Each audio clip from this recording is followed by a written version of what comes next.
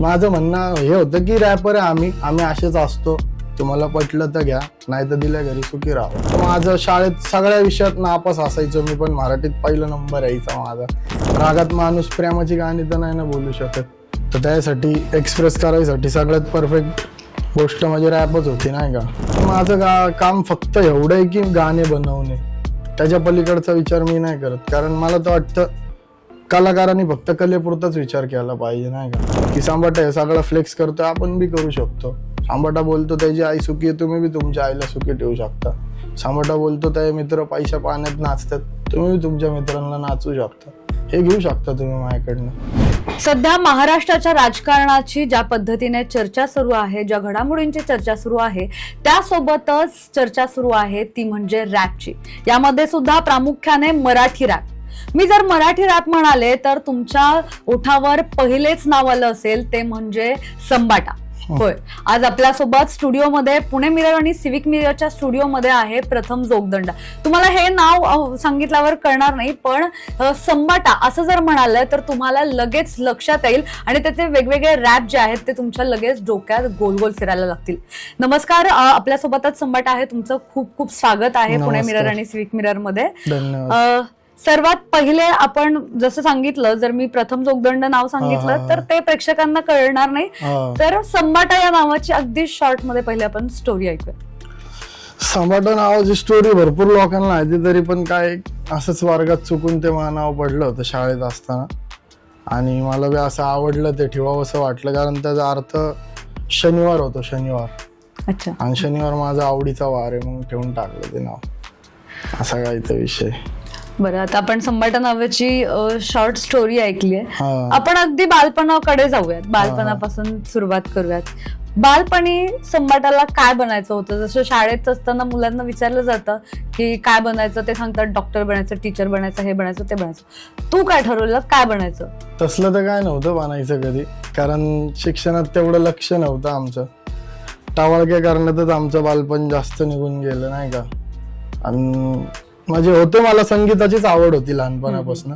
मी लोकगीतं ऐकायचो, कवाल्या वगैरे हे ते ऐकायचो. संगीतकारच बनायचं होतं, पण रॅप तेव्हा कुठंतरी माहिती नव्हता मला. मग त्या दिवसांमध्ये टीव्ही वगैरे लेट आला घरात.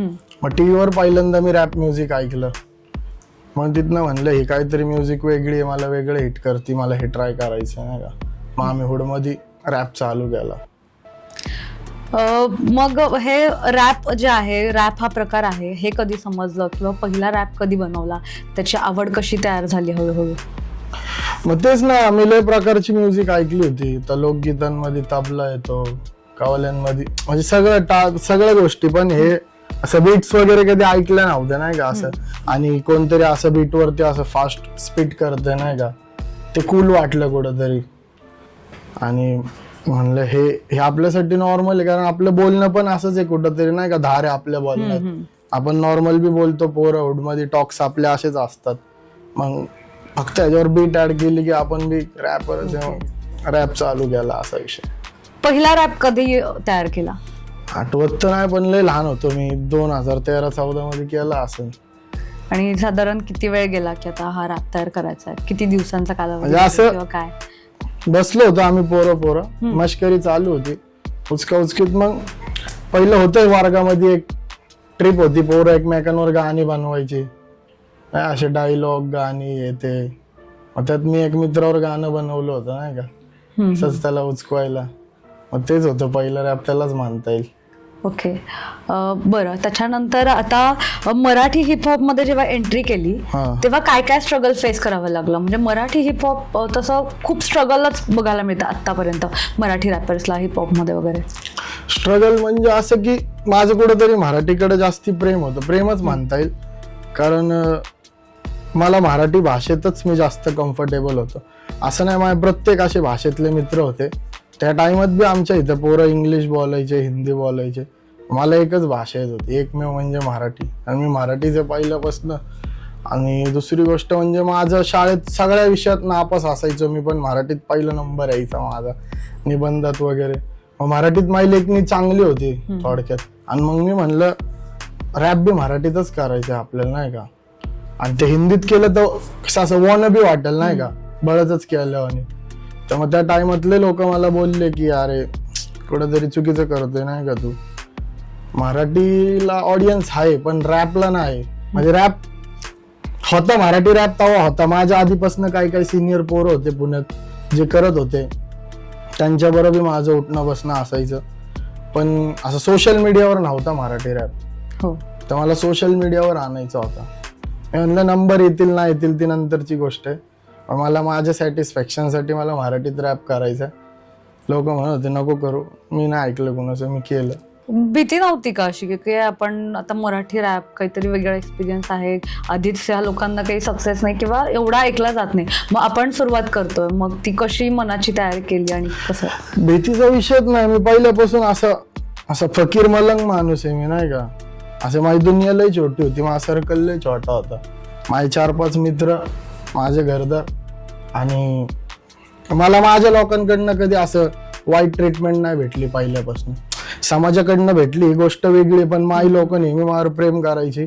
घरच्यांनी कधी एकदा बी आजपर्यंत नाही बोलले की तू हे काय करतोय, काय विषय. मी वस्तीत वगैरे रॅपचे शूट केल्यात, अख्ख्या वस्तीने माझ्या नावाची कंप्लेंट दिली, पण मम्मीला असं कधी ती गोष्ट हे नाही झाली.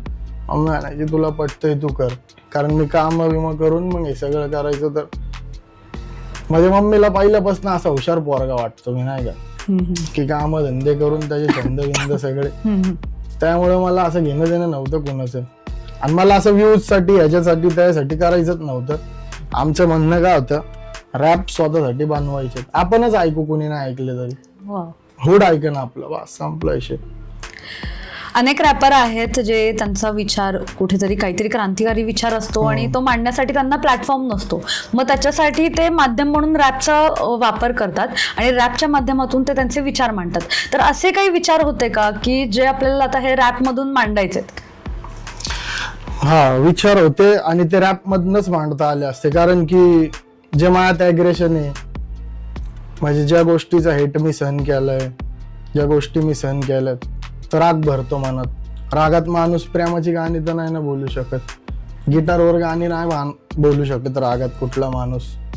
तर त्यासाठी एक्सप्रेस करायसाठी सगळ्यात परफेक्ट गोष्ट म्हणजे रॅपच होती नाही का. आणि कुठेतरी क्रांतिकारी विचार आहेत आमच्यात रॅपर लोकांमध्ये. म्हणजे रॅपर एक मुळात विद्रोही असतो नाही का, बघायला गेलं तरी. कुठेतरी तुम्ही बघता समाजात लवकर रॅपर ही गोष्ट ऍक्सेप्ट नाही होत. कोण म्हणलं ना हा असा कलाकार आहे तसा कलाकार आहे, त्याकडे चांगल्या नजरेने बघन पब्लिक, पण कोण म्हणलं ना रॅपर आहे, थोडस असं नाही का डचकती पब्लिक. मग तो विचार कुठेतरी बदलायचा होता का? नव्हता बदलायचा. माझं म्हणणं हे होतं की रॅपर आहे आम्ही असेच असतो, तुम्हाला पटलं तर घ्या, नाही तर दिल्या घरी सुखी राहावा, असा विषय होता माझा. बरं, आता घेतात ते लोक, आता रॅपर लय कूल वाटतं पब्लिकला. आता रेव्होल्युशन आलं ना, तर झालं बदललं. आता रॅपर व्हायचं लय जणांना. पहिलं लांब पडायचे लोक ह्या शीट पासून, आता लोकांना यायचंय जवळ हिपहॉपच्या. यामध्ये मराठी रॅपर्स आणि बाकीच्या भाषा, जसं की आपण पाहतो हिंदी किंवा पंजाबी मधले जे रॅपर्स आहेत, तर त्यांना खूप लवकर ते हे होतात, पण मराठीला तसं कुठेतरी भाषेचा हे वाटतो का, म्हणजे भाषेमध्ये भेदभाव वाटतो का? भेदभाव तर नाही. कसं आहे, भारत माता एक आई आहे आणि सगळ्या भाषा तिची लेकरं आहेत, तिला सगळी लेकरं समान आहेत, भेदभाव नाही. पण कसं आहे, आता काय गोष्टींचं सेटअप पहिल्यापासून आहे. पंजाबी म्युझिकचं पहिल्यापासून चांगलं वातावरण आहे, हिंदी म्युझिकचं पहिल्यापासून चांगलं वातावरण आहे, आणि मराठी रॅप अंडरग्राऊंडच होता आणि राहिलाच होता. तर तेव्हा मी असा विचार केला की आता नाहीये मराठीत, तर चालूच करू ना. झालं तर झालं, नाही झालं तर काही विषय नाही, आपण करत राहू. आपल्या नंतर येणारे पोरं आपण त्यांना सांगू की मराठीला करत राहावा. एक ना एक पिढी कुठली तरी जी मराठी हिपहॉप आहे तीवर आनंद नाही का. पण ते स्टार्टअप मध्येच झालं नाही का, ते कुठेतरी एक देवाची कृपा मानता येईल. काही लोक म्हणतात की आजकालचे जे रॅप आहेत त्याच्यामध्ये ओरिजिनॅलिटी नाहीये, याच्याबद्दल काय वाटतं? मग ते आर्टिस्ट चुकीचे ऐकत असतील, ते ओरिजिनल आर्टिस्टच नसतील ऐकत. ओरिजिनल आर्टिस्ट भरपूर आहेत ना इंडियामध्ये. तुम्ही नीट डिस्कवर जर केला हिपहॉपला, तर हिपहॉप मुळात आणलायच ओरिजिनल लोकांनी. तुमची चॉईस चुकते असं म्हणता येईल नाही का. आर्टिस्ट नाही चुकत, आहेत लय नकली पण आहेत वनबी, म्हणजे सोसायटीत राहतात पण त्यांना दाखवायचंय की मी हे सगळं बघितलंय.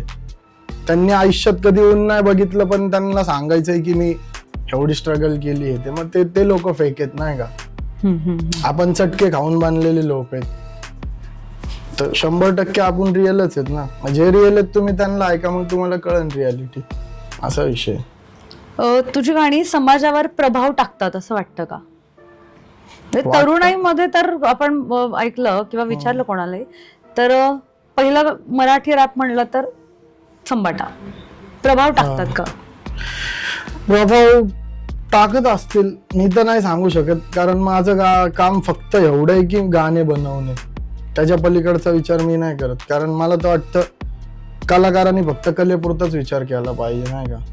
केला पाहिजे बाकीचा पण आता टाइम नाही त्या गोष्टीचा, कारण मला अजून लय गाणे द्यायचेत लोकांना. आणि मी जो फ्लेक्स करतो ना गाण्यांमध्ये माझ्या, कुठंतरी तो करायचा मला अधिकार आहे असं मी म्हणता येईल. कारण एवढं सगळं बघितलंय, त्रास बघितलाय, गरिबी बघितली, तर आता हे सगळं आलं तर त्यातनं लोक हे बी घेऊ शकतात की सांबाटा हे सगळं फ्लेक्स करतोय, आपण बी करू शकतो. सांबाटा बोलतो त्याची आई सुखी आहे, तुम्ही बी तुमच्या आईला सुखी ठेवू शकता.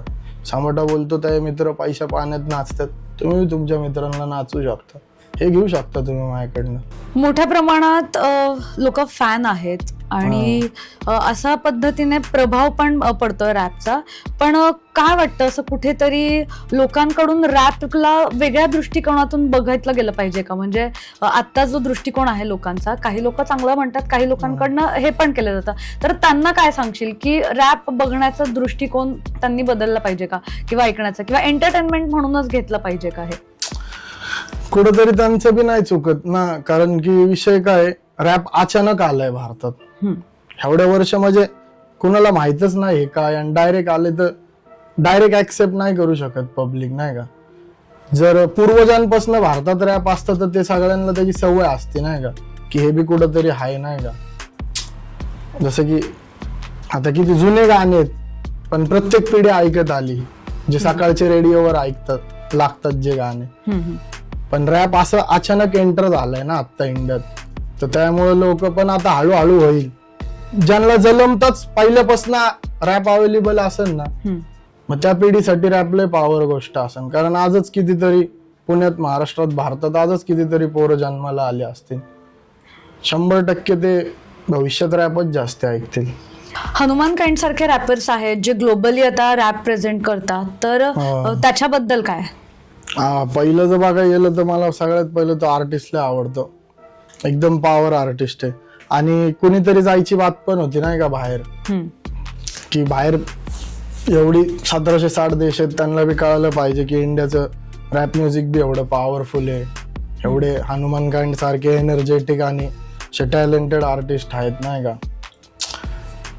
काय नाही, देशाचा मान सन्मान वाढतोय, आपली लोक बाहेर चाललेत, पुढे चालले, या गोष्टीचा आनंद आहे. असं वाटतं का आता एकीकडे हे जे पंजाबी रॅपर्स होत आहेत, तर मराठी रॅपकडे लोक वळालेत असं वाटतं का आता हळूहळू? आधी तर फक्त हिंदी पंजाबी कडे होते, पण आता मराठी रॅप जसं जसं हे होतं तसं प्रेक्षकांची चव बदलली का? म्हणजे मराठीकडे वळतायत असं वाटतं? ते जे रॅपर लोक होते ते पण लय ग्रेट होते नाही का, आणि मला जास्त आवडतात. कारण मी पण असं नाही की मराठी रॅप ऐकूनच स्टार्ट केले नाही का, कारण तेव्हा मला बी ऐकायला हे सगळंच होतं, हिंदी, पंजाबी. पंजाबीत मी सिद्धू भाईंना ऐकायचो, हिंदीमध्ये डिवाइन बाय, ते कातील आहेत, पण मराठीत कोण नव्हतं नाही का. मग मी त्यामुळे म्हणलं की आपण मराठीत करायचं. आणि आता कसं आहे, महाराष्ट्राला तेव्हा ऑप्शन नव्हतं नाही का, त्यांना म्हणजे नव्हतं मराठीत कोण काय, तर आता त्यांना त्यांच्या मातृभाषेत जास्त रिलेट करतं. आपण दुसऱ्या लँग्वेज मध्ये जेव्हा गाणे ऐकतो ना, त्यातले 30% तरी गोष्टी असतात ज्या नाही समजत आपल्याला, पण मराठीत आपल्या स्वतःच्या मातृभाषेत काही तर ऐकाय भेटतंय ना, मग पब्लिक जास्त कनेक्ट होती. आणि हाय भरपूर पब्लिक आता वळली आहे मराठी रॅप कडे. नवीन मुलं आहेत आता भरपूर, ज्यांना जर असं मराठी रॅप कडे वळायचं असेल किंवा कोणाच रॅप कडे वळायचं असेल, तर त्यांना काय सांगशील त्या मुलांना? मेहनत करा गाण्यात, इथे तिथे कमी जास्त ध्यान टाका, रॅप मध्ये जास्त ध्यान टाका, हेच सांगेल मी. आणि मनातून असेल तर करा नाही का. बळच ह्याला त्याला बघून ह्यो झालाय आपल्याला बी बनायचं नाही. मनात आहे राखतात आहे रॅप तर करा. असं बी नाही की नाही का मग असून बी नाही करत आहे तुम्ही, नाही करा. काला दिली देवाने तिला बाहेर काढणं गरजेचं आहे, हेच सांगल. खूप खूप धन्यवाद. तर आमच्यासोबत मनमोकळेपणाने ही संपूर्ण चर्चा केली आणि मुलाखत दिली त्यासाठी खूप खूप धन्यवाद. पुण्याहून मोना येनपुरे, सिविक मिरर.